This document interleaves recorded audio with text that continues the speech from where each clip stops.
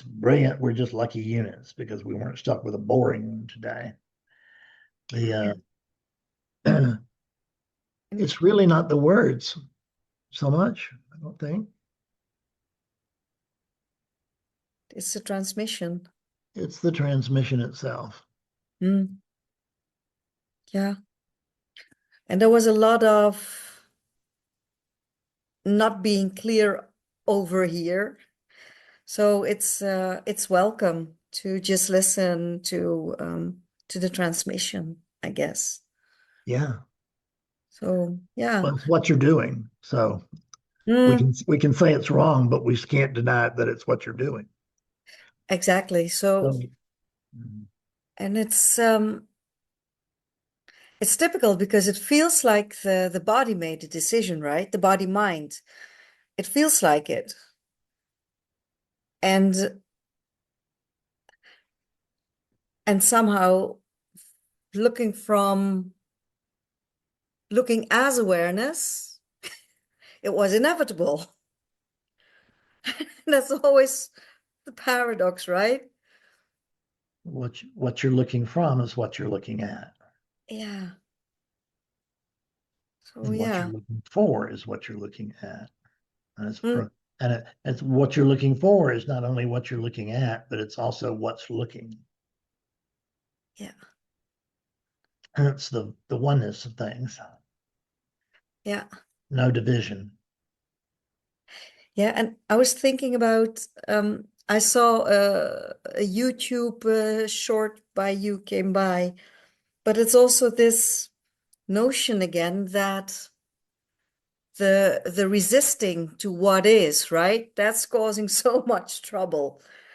And then when you realize that there's actually resistance going on over here, it tends to take a while with some things that, hey, that's actually what I'm doing. So yeah, I'm a slow learner. Well, But there's the idea that there's a central something that ought to be getting this by now. yeah, But the teaching is that there's no central something. exactly. You see what my point? So yeah, I'm a slow learner. What's talking? yeah, exactly. That's what I mean. And every time it feels like you're moving in and out of clarity. So I'm lucky that today that was the topic again. So, so thank you for a repetition. Yeah. Well, they they say in relativity, at least, that uh, repetition is what? It's the repetition, The mother of clarity, I think you the say. mother of clarity. Thank you. Mm. Because I think it is. Because because there's no center, there's nothing stored here. There's actually like a void here, right? Like in a hurricane, you always use that example. It's Yeah. also in the middle. There's Hurricane Fred. And what is Hurricane Fred? Well, there's no Hurricane Fred. There's just 6 patterns or whatever that come together. And when they do it with a certain force and everything, then we call that, we name it because it's a something to be dealt with, right? Get out of the way, Hurricane so, Fred. so is imaginary Selena and imaginary Fred. They're definitely forces to be dealt with.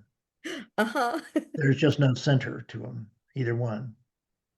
Yeah. So everything is a sense. There's a sense of being. There's no sense of not being because only something that was being could imagine a sense of not being. Right? What does not being do? It's not. It's not. Mhm. And I've heard you say many times that awakeness has to surrender to relativity, That's right. right? Mhm. But does that mean in all practicality that basically awakeness has to surrender to these sacks of conditioning, to these body mind units? Well, is are these sacks of conditioning our overall experience, or do they just these sacks of conditioning give us a sense of separation? They give us a sense of separation. Is there separation? Not in the absolute. Within the relative, is there really separation? No, because the space in between us is actually a big connector. Because everybody that's trying to reach the non-dual state is actually already in it. Yeah. And what they're trying to do is reach a uh, a, a dualistic space. They want to have a dualistic experience so the ego can report, I got it. Basically, what you're after then is this blissful experiencing, right? That's it. I want to have that blissful experience because that's Yeah. what I've heard about it. And as I recall, I think I've had it. I can't remember exactly what it was like, but I'm sure I've had it. And it's, but no one has an awakening experience because there's no one. So there is simply experience without heads or tails, beginning or end or middle.